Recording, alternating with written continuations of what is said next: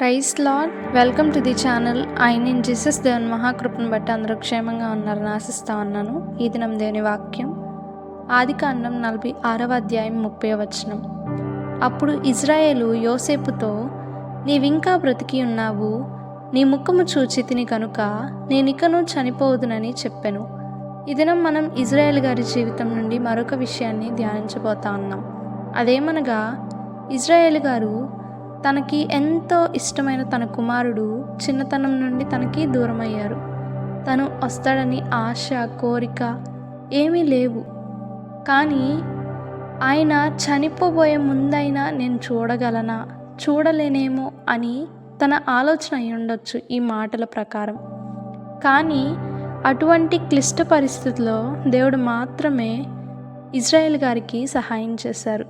అదేంటంటే, యోసేపు గారిని చూచే ఒక గొప్ప భాగ్యమును ఇజ్రాయేల్ గారికి అనుగ్రహించారు. ఈ దినం మనం ఏ పరిస్థితులు మనం చూడగలమా, చనిపోయే ముందైనా ఇవి మన జీవితంలో ఉంటాయా అని మనం నిరాశ చెందుతా ఉన్నామో, ఎంతో కృంగిపోతా ఉన్నామో, అటువంటి పరిస్థితుల్లో దేవుడు ఈ దినమందు మాట్లాడుతూ ఉన్నారు.